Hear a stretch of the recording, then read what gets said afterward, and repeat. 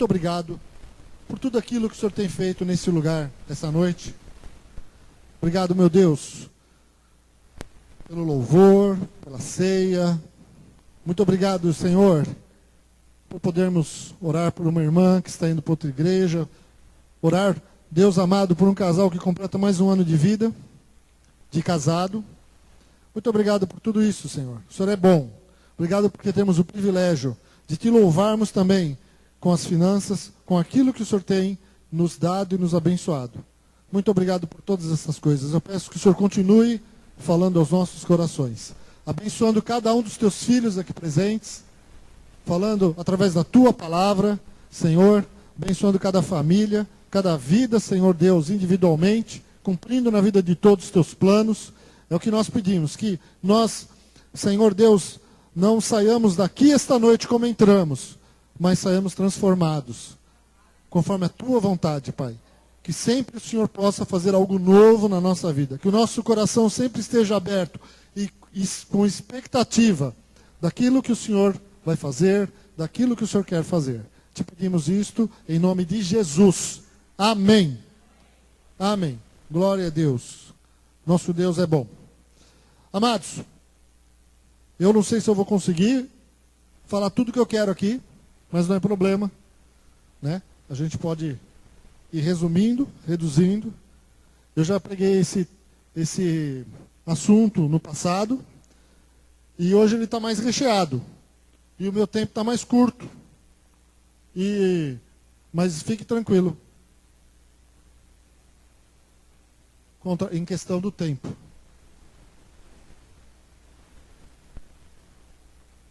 Porque pode ser que Jesus volte amanhã, né?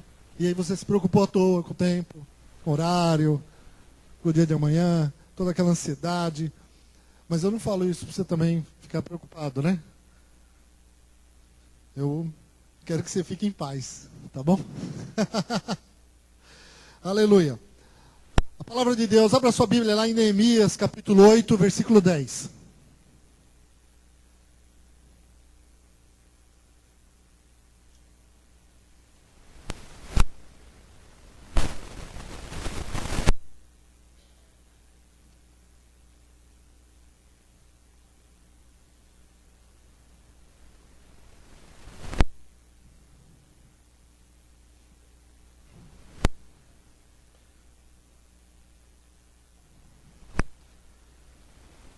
Versículo 10 de Neemias 8, diz assim: Disse-lhes mais: Ide, comei carnes gordas, tomai bebidas doces, e enviai porções aos que não têm nada preparado para si, porque este dia é consagrado ao nosso Senhor.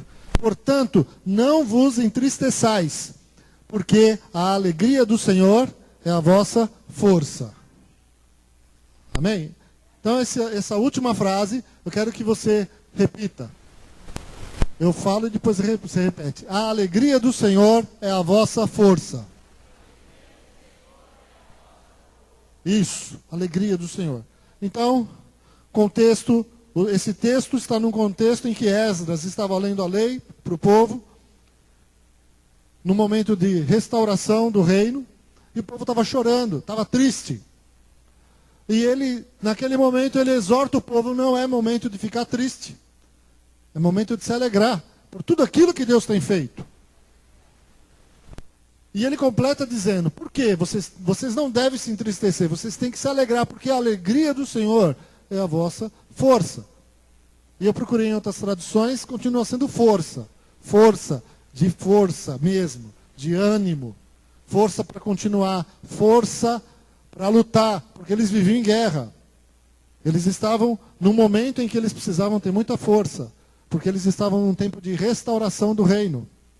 Então, sejam fortes. Amém? Fala para o seu irmão que está do seu lado, seja forte. Seja forte. E isso é interessante, porque ele está dizendo, não vos entristeçais. Porque quando a gente se entristece, por diversos motivos e razões, a gente, de uma certa forma, fica fraco, desanimado, né? Tristeza muitas vezes nos rouba a força, o ânimo para fazer o que tem que ser feito, para continuar. E não importa, seja quem for, as situações na vida podem roubar a nossa alegria. E depois disso, vem um desgaste cada vez maior e a falta de vontade de reagir, porque em algumas situações, quando nos falta alegria, nos falta também a força. Amém, queridos? E essa era a exortação de Neemias. Se alegrem, festejem. Ele queria que o povo entrasse em festa.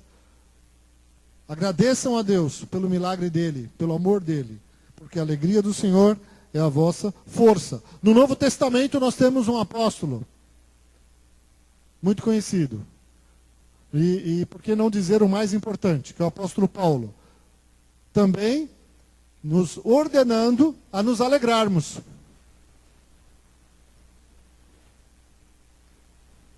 Filipenses 4, versículo 4, diz assim: alegrai-vos sempre no Senhor. Outra vez digo, alegrai-vos. Em outra tradução fala, regozijai-vos sempre no Senhor. Outra vez digo, regozijai-vos. Uma vez eu ouvi um comentarista falando sobre o regozijo, né? E ele colocava isso como aquele momento em que você está num campo de futebol torcendo para o teu time, ele faz um gol. E você fica todo feliz, certo? Você pula, você abraça. Quem já foi em estádio aqui, né? Me lembro que eu frequentava estádio e na hora do gol, você não sabe quem é o cara que está aqui, o de cima, você abraça todo mundo. Você canta com eles, você vibra, é uma alegria contagiante. Todo mundo feliz, porque o teu time fez um gol. Só essa parte, tá bom? Proibido falar de futebol hoje aqui. Mas eu lembro que era esse o exemplo que ele usava.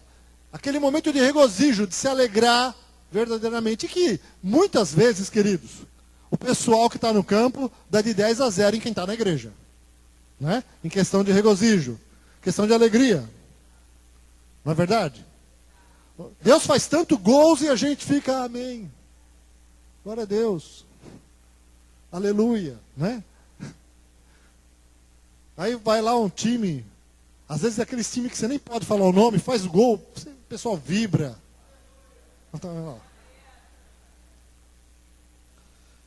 Vamos orar. E aí eu pergunto para você, querido, você é uma pessoa feliz?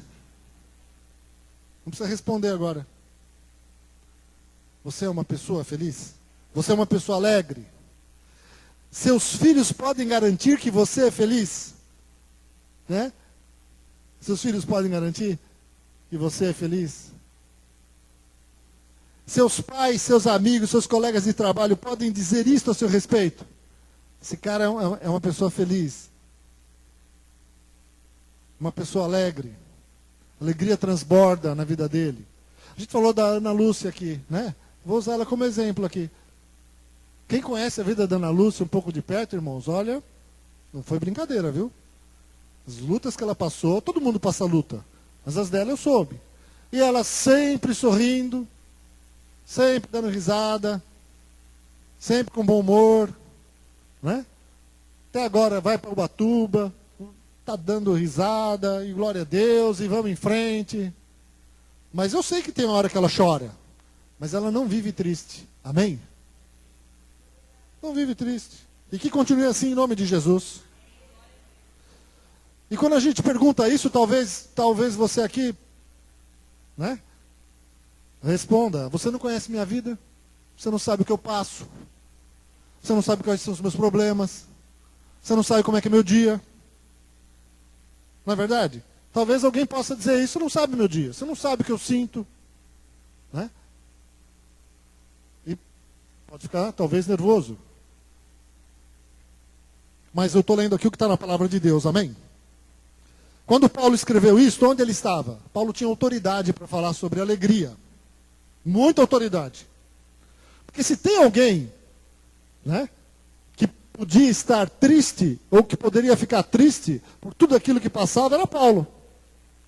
Mas Paulo, ele era alguém que não só manifestava alegria nas piores situações, assim como ele manda o povo de Deus ser alegre em situações de extrema dificuldade. Quando Paulo escreveu, regozijai-vos sempre no Senhor, outra vez digo, regozijai-vos, Paulo estava algemado no corredor da morte, próximo ao martírio. Estava preso. E não era com conforto. Ele estava com o pé na sepultura e ele escreve, regozijai-vos sempre. E nesse texto aqui há 3 verdades destacadas. Quando Paulo nos diz aqui, regozijai-vos sempre no Senhor, outra vez digo, regozijai-vos, ele não está dando uma opção. Né? Ele não está dizendo, se ou. Não é, regozijai-vos, alegrai-vos no Senhor. Não é uma opção, é uma ordem.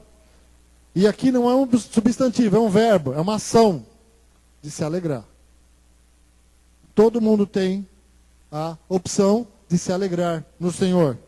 E quem nos dá essa ordem é o apóstolo Paulo, que está preso, próximo à morte, ou seja, certamente conseguia se alegrar em Cristo até nos piores momentos. Eu vou contar alguns para vocês aqui. E Paulo diz que é para se alegrar quando? Sempre. Alegre-se sempre. Fala para quem está do seu lado. Alegre-se sempre. Isso. E aí eu pergunto para você, né? Você tem problema na sua vida? Que eu também não tenha? Às vezes falta dinheiro na tua casa? Na minha também. Às vezes alguém fica doente na sua casa? Na minha também. Às vezes surgem problemas assim na tua casa que você não tem controle, você depende totalmente de Deus. Que coincidência. Puta, olha, impressionante. Na minha também, queridos. Na casa de qualquer um aqui acontecem essas coisas. E Paulo nos ensina que a alegria do cristão, ela é ultra circunstancial. Ou seja, estar feliz ou alegre quando tudo vai bem, até o ateu consegue. Né? Até o descrente, ele fica feliz quando tudo está bem. Quando a conta está recheada, certo? Você tem dinheiro ali para gastar do jeito que você quiser. Ninguém doente em casa. O teu chefe, ele é uma maravilha de pessoa. Seus vizinhos são uma bênção. Quando tudo vai bem, qualquer um consegue ficar feliz. O desafio é ser uma pessoa feliz, apesar das circunstâncias difíceis. Porque a alegria do cristão não é a ausência de coisas ruins ou a presença de coisas boas. A alegria do cristão tem o nome: Jesus Cristo. Se você tem Jesus, você é uma pessoa feliz. Você tem Jesus no coração? Glória a Deus. Agora, queridos, não precisa ser psicólogo para perceber que nem todos os crentes salvos em Cristo estão desfrutando dessa alegria. Não é verdade? Então entendam, você pode estar triste, mas não viver triste. E é isto que nós vemos hoje em dia. Paulo e Silas, eles nos dão um grande exemplo lá em Atos 16. Deixa a sua Bíblia lá aberta em Atos 16.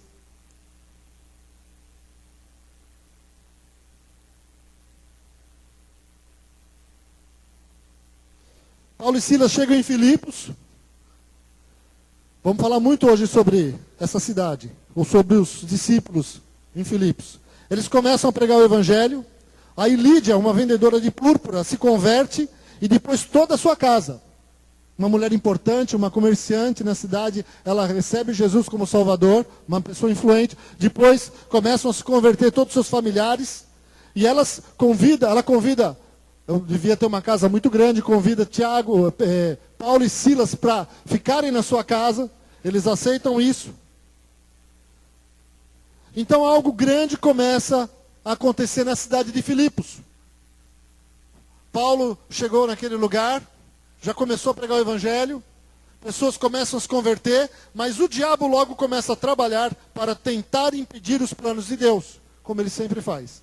O diabo do trabalho é tentar impedir os planos de Deus na nossa vida e através da nossa vida. Atos 16, a partir do versículo 16, diz assim: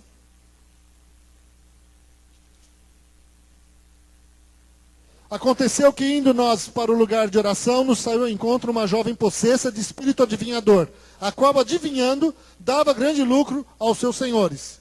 Seguindo a Paulo e a nós, clamava dizendo: estes homens são servos do Deus Altíssimo, e vos anunciam o caminho da salvação. Isto se repetia por muitos dias. Então Paulo, já indignado, voltando-se, disse ao espírito: em nome de Jesus Cristo eu te mando, retira-te dela. E ela na mesma hora saiu. E ele na mesma hora saiu. Vendo seus senhores que se lhes desfizera a esperança do lucro, agarrando em Paulo e Silas, os arrastaram para a praça à presença das autoridades. E levando-os aos pretores, disseram: estes homens, sendo judeus, perturbam a nossa cidade, propagando costumes que não podemos receber nem praticar, porque somos romanos. Levantou-se a multidão, unida contra eles, e os pretores, rasgando-lhes as vestes, mandaram açoitá-los com varas. E depois de lhes darem muitos açoites, os lançaram no cárcere, ordenando ao carcereiro que os guardasse com toda a segurança. Este, recebendo tal ordem, levou-os para o cárcere interior e lhes prendeu os pés no tronco. Então, meus irmãos, vocês vejam a situação. Não só foram presos, como foram levados para o cárcere interior, e ainda tiveram os seus pés presos a um tronco, com as costas dilaceradas, porque haviam sido açoitados. Então eles estavam certamente num lugar escuro, úmido, frio, né? E perfumado, com odores terríveis, né? Porque era prisão. Você já viu prisão cheirar bem? Principalmente naquele tempo. E com certeza com ratos andando para lá e para cá. Porque era assim que os presos eram tratados. Um lugar sem higiene. Totalmente incomodados ali, com os pés no tronco. Então não dava para deitar de lado. Tinha que ficar sentado. E com as costas dilaceradas, cansados. Eles começaram a murmurar, reclamar da vida. Ah, ó dia, ó vida. Por que eu acordei hoje? O que eu vim fazer em Filipos? Maldita hora que eu vim para Filipos. Pregar para... Por que eu repreendi o demônio daquela mulher adivinhadora? Eu podia deixar ela lá, afinal de contas o demônio estava dizendo que eu estava pregando o evangelho para a salvação deles. Né? Você já viu que coisa? Demônio falar, o demônio só falou a verdade. E ele olhou e falou assim: não importa, veio da boca do demônio, sai em nome de Jesus. Foi isso que Paulo e Silas fizeram? Não. E aí no versículo 25 diz: por volta da meia-noite, Paulo e Silas oravam e cantavam louvores a Deus. E os demais companheiros de prisão escutavam, iguaizinhos a nós quando nós temos um problema. Quando pisam no nosso calo, quando alguém entra na tua frente na fila, você está lá naquela fila, bom, deixa para lá. Deixa a fila do lado. Mas problemas, né? Eles oravam e cantavam louvores a Deus. E os demais companheiros de prisão escutavam. De repente sobreveio tamanho terremoto que sacudiu os alicerces da prisão, abriram-se todas as portas e soltaram-se as cadeias de todos. Deus manifestou a glória dele, amém? Deus manifestou o poder dele. Eu fico imaginando, será que Deus iria mandar um terremoto se eles estivessem reclamando? Eu acho que não. Né? Senão ia ficar uma coisa muito fácil e muito incoerente. Eu penso que o Deus, porque a palavra de Deus diz que Deus habita onde? No meio dos louvores. No meio dos louvores. Eu imagino ali os planos das trevas, os planos do diabo ali, tentando impedir a obra que Deus iria começar em Filipos. E ali, talvez, pensando, conseguimos, né, o nosso intento aqui, conseguimos prender esses dois, fizemos eles calar a boca, e agora eles estão presos, e amanhã talvez eles vão morrer.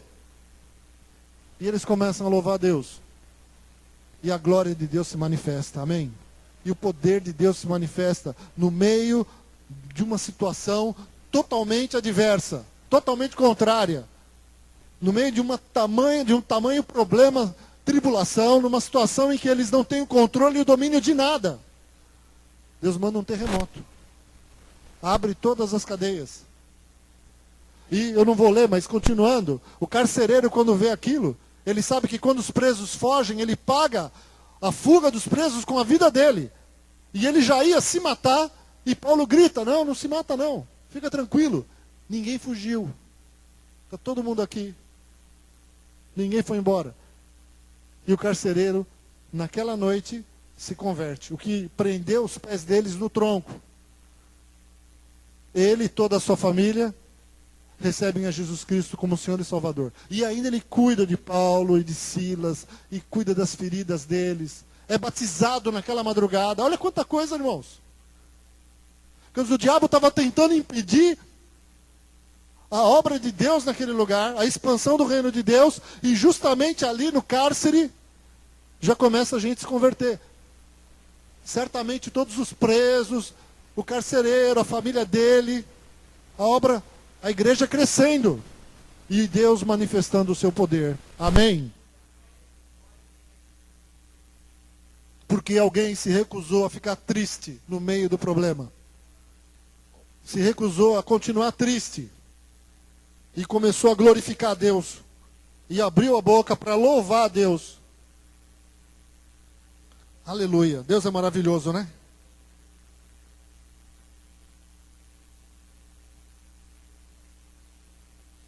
Podemos dizer que o diabo tentou roubar algo grande que Deus queria fazer. Mas a atitude de Paulo e Silas resultaram no cumprimento dos planos de Deus para aquela noite. Quantas coisas tentaram roubar a alegria de Paulo durante toda a sua vida?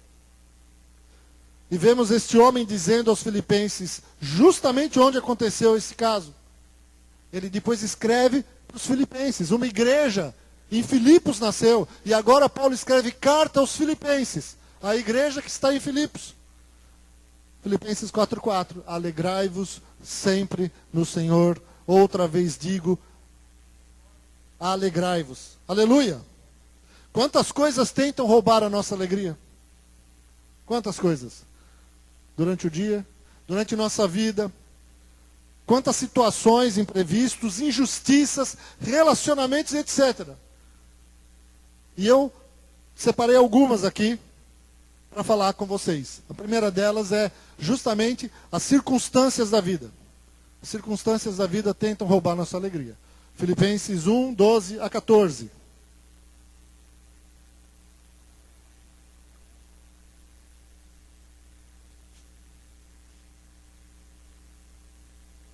Filipenses 1, 12 a 14 diz assim: quero ainda, irmãos, cientificar-vos de que as coisas que me aconteceram têm antes contribuído para o progresso do Evangelho, de maneira que as minhas cadeias em Cristo se tornaram conhecidas de toda a guarda pretoriana e de todos os demais, e a maioria dos irmãos, estimulados no Senhor por minhas algemas, ousam falar com mais desassombro a palavra de Deus. Então Paulo era incrível, não é verdade, irmãos? Então ele pega as algemas dele, a prisão dele, e diz, olha, por causa disso aqui, Deus está cumprindo o plano e o propósito dele. Por causa dessa circunstância que eu passo. Ele diz que as coisas que me aconteceram contribuíram para o progresso do Evangelho. Que coisas, que circunstâncias seriam essas? Então, entenda, Paulo foi preso. Mas até ele chegar àquele momento de prisão, onde provavelmente ele estava escrevendo essa carta de Roma, onde ele estava preso, porque ele fala que toda a guarda pretoriana ouviu o Evangelho, Então, para ele chegar ali, as coisas que aconteceram a ele, eu relacionei algumas. Eu fui perseguido em Damasco, fui rejeitado em Jerusalém, fui esquecido em Tarso, fui apedrejado em Listra, fui preso e açoitado em Filipos, que nós acabamos de ler. Fui escorraçado em Tessalônica, fui enxotado em Bereia, fui chamado de tagarela em Atenas, fui chamado de impostor em Corinto, enfrentei feras em Éfeso, fui preso em Jerusalém, fui acusado falsamente em Cesareia, enfrentei um naufrágio para Roma, fui picado por uma cobra, cheguei em Roma algemado e preso, mas creio que estas circunstâncias contribuíram para o progresso do Evangelho. Paulo sabia que Deus é quem dirigia a sua vida, o tempo todo. Paulo sabia que Deus estava cuidando de tudo. Até durante a viagem de navio, a gente podia falar sobre ela. Como Deus honrou Paulo, no meio de um naufrágio, salvando todo mundo. Ele escreve que por ele estar preso, os irmãos são mais encorajados a pregar. Então o evangelho continuava crescendo.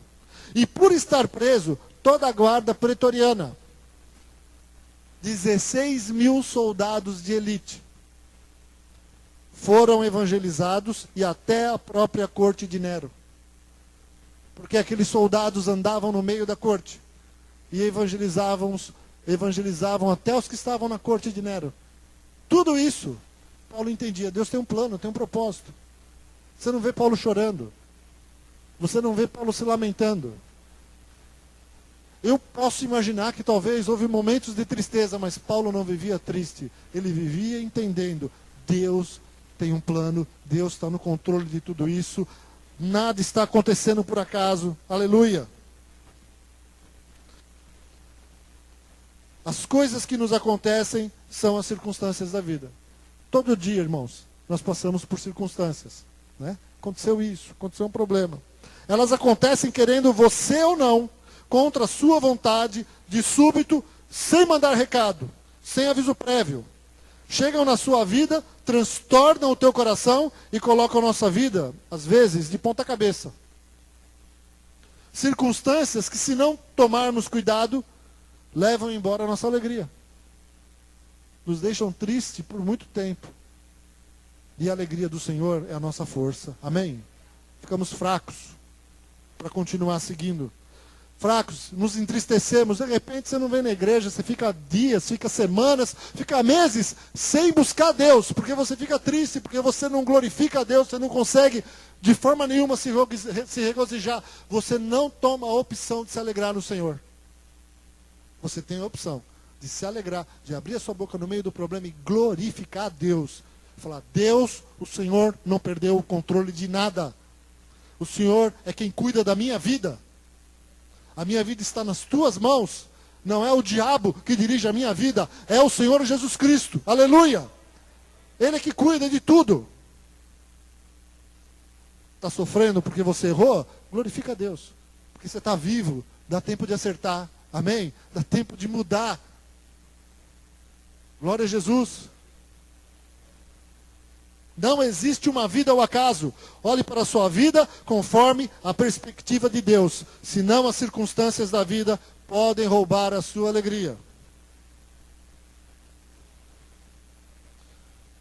Situações. Primeira, circunstâncias. Segunda, pessoas ou relacionamentos podem roubar nossa alegria. Filipenses 2, 3-5 diz assim: nada façais por partidarismo ou vanglória, mas por humildade, considerando cada um os outros superiores a si mesmo. Não tenha cada um em vista o que é propriamente seu, senão também cada qual o que é dos outros. Tende em vós o mesmo sentimento que houve também em Cristo Jesus. Amém, queridos? Segunda situação aqui que tenta roubar nossa alegria, eu diria que são as pessoas. Nós sofremos mais por causa de gente do que por coisas. Nós choramos mais por causa de gente do que por circunstâncias. Por quê? Porque as pessoas nos decepcionam e nós decepcionamos as pessoas. Daí é impossível você ter uma vida saudável, um casamento saudável, uma igreja saudável sem o exercício do perdão. O perdão é extremamente necessário para se ter saúde emocional e espiritual. Jesus chegou a dizer que se você não perdoa, você não pode orar. Suas orações são interrompidas. Se você não perdoa, você não pode trazer sua oferta ao altar. Se você não perdoa, você não pode ser perdoado. Perdoe as nossas dívidas assim como nós perdoamos aos nossos devedores. Amém? Se você não perdoa, você adoece emocionalmente, espiritualmente e até fisicamente. Falta de perdão. Quem não perdoa se torna prisioneiro da mágoa. Se guardarmos mágoa em nosso coração, é a mesma coisa que bebermos um copo de veneno pensando que o outro é que vai morrer. Fica magoado. Amados, o perdão liberta, restaura. O perdão é a faxina da mente. Amém? Então perdoe sempre. Perdoar é uma decisão. Ah, eu não sinto de perdoar. Perdoar não é sentimento, querido. Perdoar é decisão. Perdoe. É uma ordem. Perdoe. A Bíblia diz que você deve perdoar assim como Deus, em Cristo, perdoou você. E como Deus nos perdoa? Ele perdoa e não se lembra mais dos nossos pecados. Certo? Então Deus fica com amnésia. Ele se esquece. Não, Deus não tem amnésia. Amém? Deus nunca se esquece. Mas Ele nunca mais vai tocar no assunto. Ele nunca mais vai te cobrar dos seus pecados. Porque Ele perdoou. Acabou. Aleluia. Tende em vós o mesmo sentimento que houve em Cristo Jesus. Esse tem que ser o nosso sentimento. Glória a Deus. Quantas coisas tentam roubar nossa alegria? O imediatismo. Imediatismo, queridos. Pessoas imediatistas, eu vou ler aqui para eu ser mais rápido. Só anotei no domingo passado aqui. Pessoas imediatistas são roubadas porque elas não têm paciência. Elas querem soluções imediatas. Querem respostas imediatas. E tem coisas na nossa vida que Deus não permite que sejam resolvidas rapidamente. Tem coisas que quando Deus decide ou determina que você vai ter que esperar, não adianta. O que você fizer não vai dar certo. Você vai ter que esperar. E é por isso que nós precisamos orar. Mas os imediatistas não querem orar, porque a oração às vezes nos obriga a esperar. Por isso para os imediatistas, o Salmo 40, que diz: esperei confiantemente no Senhor e Ele se inclinou para mim, para eles não serve. Porque você não quer esperar. Tudo que se refere à resposta de Deus, à bênção de Deus, aos milagres de Deus, com a paciência e perseverança, não se aplica aos que são imediatistas. Porque são apressados, porque não querem orar, porque não são prudentes e por isso eles são roubados. Eu aprendi que o imediatismo não traz solução. Eu me lembro que eu fiz um concurso para a prefeitura de Diadema. Eu tinha saído do meu emprego, tinha saído porque eu quis. Foi uma lição que Deus me deu, foi culpa minha. Fiz um concurso para a prefeitura e estudei para chuchu. Li livros, parei e tal, fui lá, fui bem em tudo. A Sandra estava comigo lá. E eu queria que aquilo se resolvesse logo na minha vida. Só que eu tinha situações na minha vida que não foram resolvidas. 1990. Tempo, hein? Nem imaginava que ia ser pastor um dia. Estava ali, e aí fui lá em Diadema, vi o meu exame, olhei minhas notas, tinha ido bem em tudo. Em inglês eu tirei 0. E não podia tirar 0. Se tirou 0, você é desclassificado. Uma vergonha, né? Tirar 0 em inglês. E a Sandra olhou aquilo e eu fui para o carro. Entrei no carro. E eu não queria, eu estava muito triste, eu não queria louvar, eu não queria falar de Deus. Eu não queria ter uma conversa cristã naquela hora. Também eu não era pastor, né? Então tudo bem. A ovelha está liberada. Certo ou errado? Errado. Muito bem. Um ponto para cada um de vocês aqui. E aí, eu entrei no carro e a Sandra olhou para mim. Você não vai louvar? Era tudo que eu não queria ouvir aquela hora. Você não vai louvar? E eu quieto, em silêncio. Aí eu peguei o toca-fita do carro. Tempo, né? Tinha toca-fita. Enfiei a fita assim para ouvir música. A primeira música, só faltava ali o... Eu não me lembro mais da música. Mas era como se o cara estivesse falando, você tem que louvar Deus agora, começa a adorar a Deus. Ela começou a dar risada. E eu olhei aquilo e falei, ai, mas que coisa, né? Pensei, que coincidência. E a minha esposa querida falou, amor, vamos louvar a Deus. Louva a Deus, Ele sabe. Então, eu queria pegar um atalho. Sabe quando você quer resolver o teu problema? Só que tinha um tempo de Deus na minha vida, de um tratar de Deus. O Marcúcio falou hoje aqui, que há momentos que você vai para o deserto. Então Deus estava me levando para o deserto, que Ele tinha um tratar na minha vida. Eu já contei desse deserto tantas vezes. E não tinha jeito. Eu ia ter que me humilhar, eu ia ter que aprender a receber uma cesta básica, eu ia ter que aprender um monte de coisa, eu ia ter que pedir perdão para algumas pessoas, as pessoas iam pedir perdão para mim. Eu ia ter que passar por várias situações que eu já viraram pregações várias vezes. E Deus queria isso. Então, eu não podia ser imediatista. Não adianta. Quando, meu irmão, Deus tem algo para fazer na nossa vida, você tem que orar. Esperar confiantemente no Senhor. Não adianta tentar de um jeito, de outro. Tenha muita certeza daquilo que você vai fazer. Para você não se afundar mais. Para você não sofrer mais. Tenha muita certeza da sua decisão. Se Deus está se agradando dela. Se essa decisão está baseada na vontade de Deus para a tua vida. Porque ninguém sabe o dia de amanhã. Ninguém sabe, queridos. E quando você tenta tomar um atalho, ele se torna o caminho mais longo. E um dia você vai ter que voltar por aquele caminho de novo e descobrir que aquele caminho que você achava que era o longo, ele era o mais curto. Para você chegar aonde você queria ou aonde Deus queria que você chegasse. E estar aonde Deus quer que você esteja é ser feliz.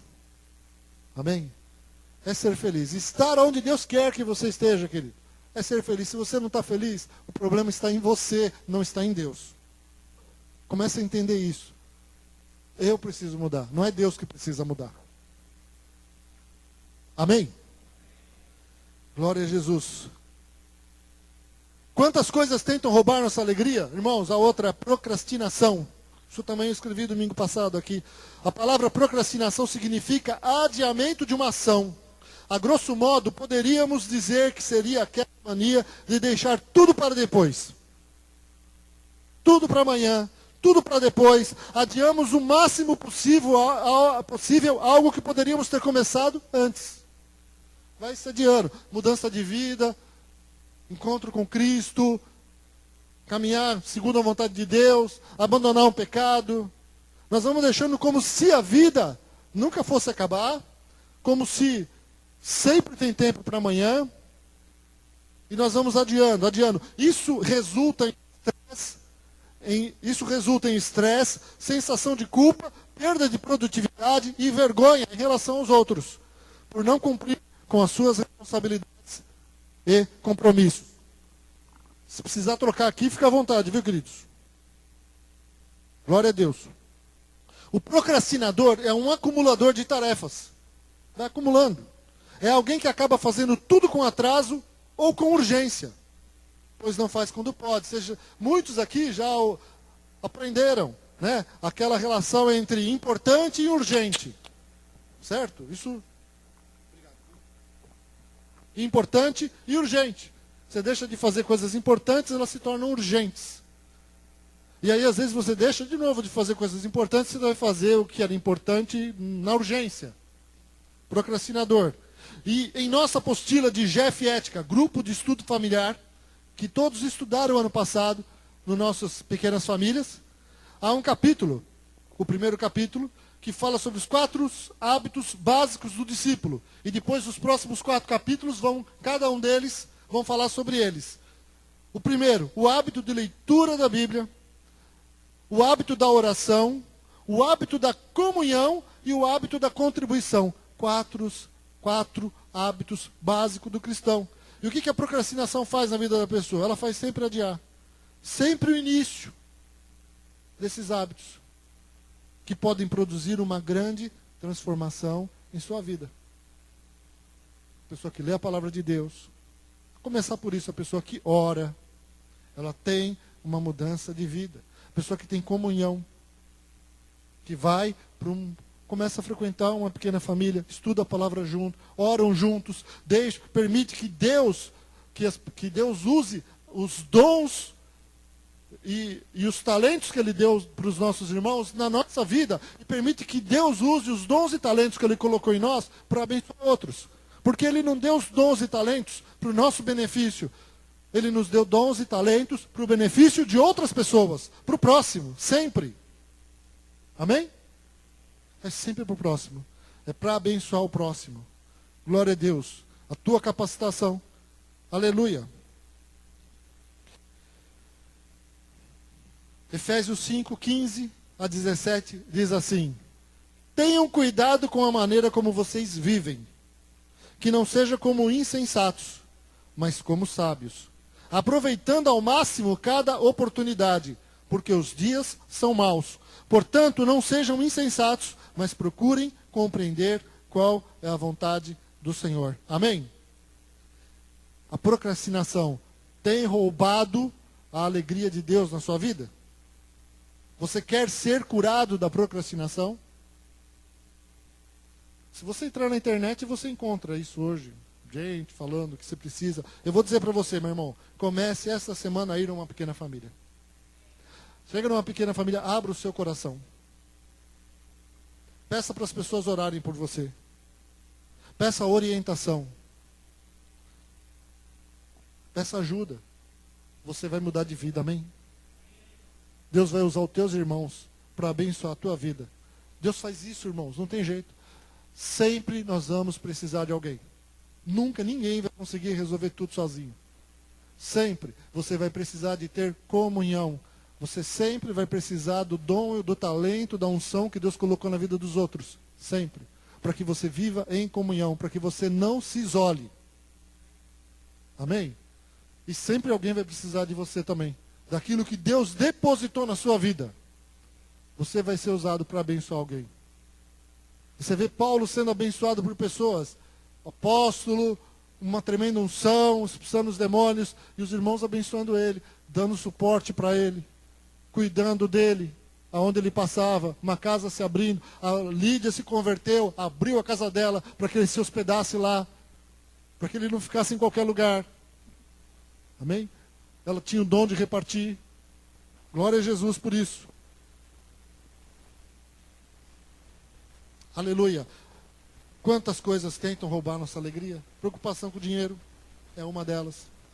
Filipenses 3,19 fala sobre a preocupação com o dinheiro.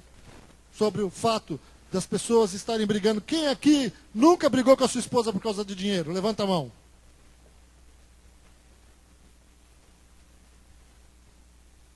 Vocês são briguentos, hein? Quem nunca brigou? Todo mundo brigou. Preocupação com dinheiro. Esse é um dos principais motivos de discussão dentro do lar. As pessoas hoje não têm tempo para Deus, mas têm tempo para as coisas terrenas. O mundo gira ao redor do dinheiro. A gente podia falar aqui sobre o que eu escrevia. A Toyota, ela é mais rica que a África do Sul. O Walmart é mais rico do que 151 nações quando eu escrevi isso, né? Agora eu já não sei mais. Porque eu li outro dia aí que eles fecharam um monte de loja por causa da crise. O mundo gira em torno do dinheiro. E as pessoas ficam cada vez mais preocupadas com o dinheiro. A gente vive num sistema onde nós somos obrigados a gastar.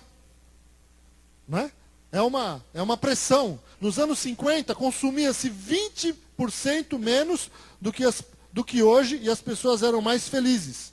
Na década de 70, 70% das famílias precisavam apenas de uma renda para terem um bom padrão de vida. Hoje, mais de 70% das famílias precisam de 2 rendas para um bom padrão de vida. Hoje, as crianças da classe média são responsáveis por 30% do consumo. Viu? Eu estou apontando para as grávidas aqui. Se preparem. Escola da criança, uniforme, material escolar, certo? Uma atividade, né? Porque no meu tempo, no nosso tempo, a gente brincava na rua, corria na rua. Eu com 11 anos pegava ônibus sozinho, saía lá de Santo André, de um lugar, de um bairro, ia para outro bairro, sozinho com 11 anos, 40 anos atrás. Ia para o clube, para o SESI. Um ônibus que demorava mais de meia hora, sozinho. Entrava lá, ia no vestiário, me trocava, ia para a piscina, saía de lá, ia jogar bola, passava o dia no clube, no SESI, saía do SESI, ia para casa, pegava o ônibus. Chegava em casa, tudo bem, mãe, tudo bem, tudo jóia. Ninguém morreu, não tinha nada, ninguém me roubou. Hoje, irmãos, minha filha tem 11 anos. Imagina se eu vou deixar ela pegar um ônibus sozinha. Não dá. É diferente. Vivemos dias diferentes. Então aí você gasta mais dinheiro. Né? Você gasta mais dinheiro. Porque era muito mais fácil. Deixa pra rua, brinca o dia inteiro, gasta uma energia. Come pra caramba e nunca engorda. Tá sempre magro. Brinca o dia inteiro. Mudou os tempos. Mudaram. Hoje você gasta 30%, viu? Olha, hein? Glória a Deus. É isso aí. O que nossos filhos ganham de brinquedo hoje, não conseguem brincar. Hoje se tem mais roupas do que é necessário ter, mais calçados do que é necessário ter, mais tecnologia do que é necessário ter. O que é isso? Isso é consumismo. Consumismo. Brinquedos que ele joga 2 vezes, não quer mais. Não quer mais o brinquedo. A gente fazia bazar aqui na igreja, irmão, chegava cada brinquedo novo, né? Na verdade, chegava novo. 3, 4 anos lá na casa da pessoa, nunca mais jogou, nunca mais brincou. Tem um pastor que diz que consumismo é comprar algo que você não precisa, com o dinheiro que você não tem, para impressionar quem você não conhece. Isso é tremendo. Depois, se você quiser, né, eu te dou e eu escrevo isso para você. E tudo isso nos leva a querer ter mais dinheiro para poder consumir mais e mais coisas que não precisamos. Amém? Irmãos, dessa vida nós não vamos levar nada. Preocupação com dinheiro nos leva... Eu estou terminando. Tá bom? Nos leva a... Muitas vezes roubam a nossa alegria. Jesus disse, não ajunteis tesouros na terra, onde a traça e a ferrugem tudo consomem, e onde os ladrões minam e roubam, mas ajuntai tesouros no céu, onde a traça nem a ferrugem consomem, nem os ladrões não minam, nem roubam. Porque onde estiver o vosso tesouro, aí estará também o vosso coração. Não andeis, pois, inquietos, dizendo o que comeremos, ou que beberemos, ou com que nos vestiremos. Porque todas essas coisas os gentios procuram. De certo, vosso Pai Celestial bem sabe que necessitais de todas essas coisas. Mas buscai primeiro o reino de Deus e a sua justiça, e todas essas coisas vos serão acrescentadas. Aleluia! Glória a Deus. Amados, e a última aqui é a ansiedade. Eu termino aqui falando sobre ansiedade. A ansiedade é uma das coisas que roubam a alegria dos cristãos. Ansiedade. A ansiedade é o mal desse século.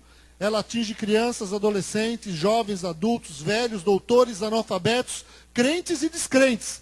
As crianças andam estressadas porque criança não pode ser mais criança.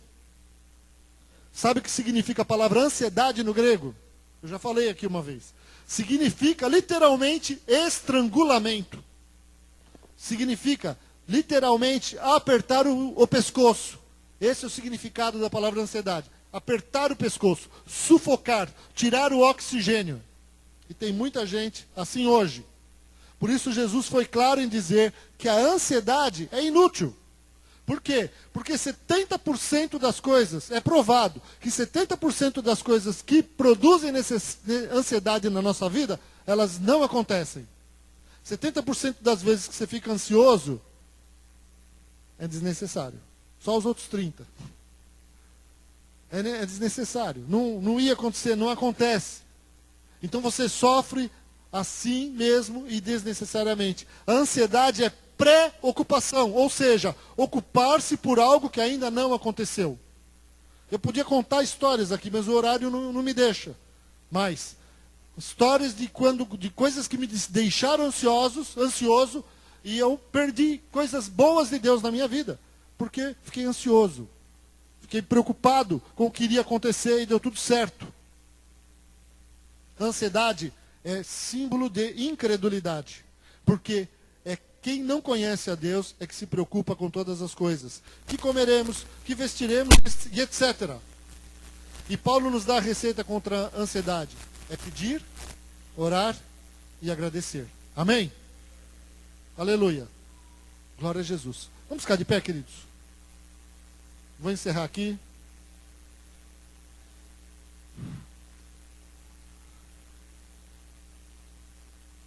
Eu acho que eu já falei tudo o que precisava.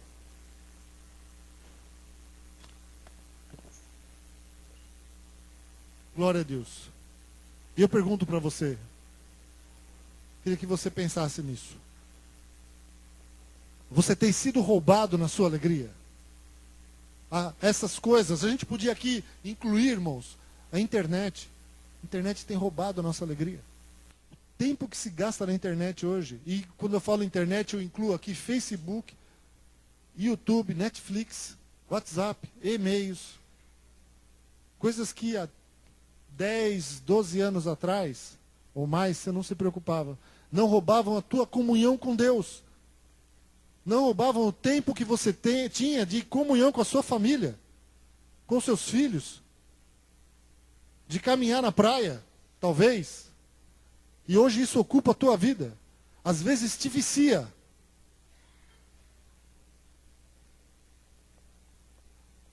Poderia incluir aqui o pecado. O pecado é uma das coisas que mais nos roubam a alegria.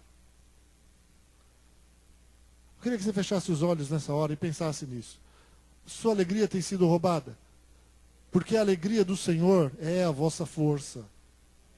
E o diabo trabalha para que você não se sinta alegre. Para que você não faça aquilo que agrada a Deus. Porque quando você está fraco, você tem vontade de largar tudo, de abandonar tudo. Você tem vontade de dar um pontapé na sua vida, em tudo que está ao teu redor. Porque você está sempre triste e você está sendo roubado. Porque Deus tem coisas para fazer na tua vida, na tua casa, na tua família. Então você precisa tomar uma atitude. E não deixar, não permitir que as circunstâncias da vida roubem a alegria de Deus na tua vida. Não permitir que os teus relacionamentos venham a roubar a alegria de Deus na sua vida. As decepções que você tem com as pessoas, porque as pessoas nos decepcionam. E há pessoas que eu ouço às vezes dizer que não vão mais se relacionar com pessoas porque não querem se decepcionar. Isso não é cristianismo. Isso não é cristianismo. Amém? Cristianismo, meu irmão, é risco mesmo. É você amar sem saber se você vai ser amado. É você perdoar sem saber se você vai ser perdoado. É você dar sem saber se você vai receber. Isso é cristianismo. Jesus fez isso. E é assim que nós temos que ser. Porque esse é o caminho que nos leva para o céu e para a salvação. E quem não quer esse caminho, querido, está fazendo o caminho errado. Não está se dando, não está se doando e não está se permitindo ser usado por Deus nessa terra. A procrastinação. Você adia decisões, adia a decisão de seguir a Deus, adia a decisão de ter um compromisso sério com Cristo. Até quando? Até quando? Jesus está voltando. Procrastinação, irmãos, a parábola das virgens imprudentes. Para mim, elas eram procrastinadoras. que deixaram até o último momento para ir comprar óleo para as suas lâmpadas. Ficaram esperando. Chegou ali, o noivo bateu. Acabou. O noivo chegou, elas tentaram, foram atrás, não conseguiram mais, não deu tempo. Procrastinando. Elas estavam vazias do Espírito Santo. Aquele óleo e figura do Espírito Santo estavam vazias do Espírito Santo na sua vida. Até quando? Imediatista. Sabe, irmãos, cristianismo, eu já fiz orações de anos, já fiz orações de meses para receber uma resposta de Deus. Se Deus não me responde em uma semana, eu estou fora. Isso não é cristianismo. Isso é imediatismo. Imediatista não recebe nada. Esperei com paciência no Senhor e Ele se inclinou para mim. Aleluia. E ouviu o meu clamor. Dinheiro, ansiedade, internet, pecado, roubam a nossa alegria. Aleluia. Então feche os seus olhos, amados. Em primeiro lugar, há alguém aqui essa noite que ainda precisa, que ainda não tem entregue a sua vida para Jesus e quer fazer isso hoje? Levanta a sua mão, que eu vou orar por você no seu lugar. Há alguém ainda aqui que não tem entregue a sua vida para Jesus? Todos vocês já entregaram a vida para Jesus. Glória a Deus por isso. Amém? Agora feche seus olhos. Vamos orar, queridos. Se você tem um motivo que você vê na sua vida, que tem roubado a alegria, e que você quer pedir hoje, Deus, me ajuda a vencer isso. Me ajuda a vencer essa situação. Você levanta a sua mão, que eu quero orar por você. Vamos orar juntos aqui. Pode levantar sem medo, que eu não vou te chamar aqui na frente agora. Levanta a mão, fala para Deus, Senhor, eu preciso mudar nessa área. Me ajuda. Tem misericórdia da minha vida. Porque quando isso rouba a tua alegria, você fica fraco. Você começa a perder terreno, você começa a deixar de fazer o que Deus quer que você faça. Falta de perdão, seja lá o que for, a procrastinação, o imediatismo, a mágoa, o descontrole. Deus sabe de todas as coisas. Pai, nós estamos nesse lugar na tua presença. E nós te louvamos porque o Senhor está aqui. Mais uma vez. Porque na verdade o Senhor estava aqui nos aguardando e nos esperando essa noite. Para falar com cada um de nós. Para ministrar nas nossas vidas. E Senhor, nós te pedimos essa noite em nome de Jesus Cristo. Traz libertação nas nossas vidas. Nos liberta de todas essas coisas que temos permitido. A culpa é nossa. Senhor, nós confessamos isso. A culpa é nossa. Que nós temos permitido roubar a nossa alegria, Senhor. Quando nós entendemos e sabemos que a alegria do Senhor é a nossa força. Pai, ajuda-nos a estarmos alegres. Ajuda-nos a nos alegrarmos. Ajuda-nos, ó Deus, a tomarmos a atitude de te glorificarmos. De começar a cantar louvores, como Paulo e Silas fizeram. E a Bíblia não diz, Senhor, se eles estavam alegres ou não para começar a cantar. Mas a Bíblia nos diz que eles começaram a cantar no meio da dor, com açoites, no meio de um lugar fedido, úmido, escuro, Senhor. Numa situação que eles não sabiam o que iria acontecer com eles no dia seguinte. Injustiçados, presos injustamente, sem um julgamento. Senhor, eles começaram a cantar. Ajuda-nos a começarmos a te glorificar. Antes de começarmos a sentir alegria. Ajuda-nos, ó Deus, a começarmos a te glorificar nas circunstâncias da vida, do dia a dia, dos problemas que surgem, Senhor. Ajuda-nos a lembrarmos disso. E mesmo antes de sentirmos alegria, começarmos a te louvar. Porque a alegria vem, porque o Senhor habita no meio dos louvores, aleluia. E essas ações que Paulo mandou que nós tivéssemos, essa ação de nos alegrarmos sempre, Senhor, elas produzem alegria na nossa vida, Pai. Pai, eu te peço, ajuda-nos como igreja. Que sejamos conhecidos como pessoas alegres. Como pessoas que têm alegria na sua vida. Pessoas que se regozijam, Senhor. Que, Senhor, se entristecem, mas não vivem tristes, ó Deus. Não vivem na tristeza. Que a nossa casa seja um ambiente de alegria em nome de Jesus. Senhor, que a casa dos meus irmãos seja um ambiente de alegria em nome de Jesus, Senhor. Um ambiente de adoração, de louvor, Deus amado. Senhor, que esta igreja seja um ambiente de alegria nas pequenas famílias, nos ministérios, nos relacionamentos dos irmãos. Que haja um ambiente de alegria, Senhor, permeando esse lugar. Para que sejamos fortes, ó Deus, em todo o tempo. Fortes em te seguir, fortes em fazer a tua vontade, fortes em dizer não por pecado, fortes em te glorificar, em anunciar o evangelho em todo o tempo, Pai. É o que nós te pedimos em nome de Jesus Cristo. Ajuda os teus filhos, ajuda-nos essa noite. Senhor Deus, que a alegria do Senhor esteja em cada coração, Pai. Porque a alegria do Senhor é a nossa força. Aleluia. Louvado seja o teu nome. Amém e amém. Glória a Deus. Amém.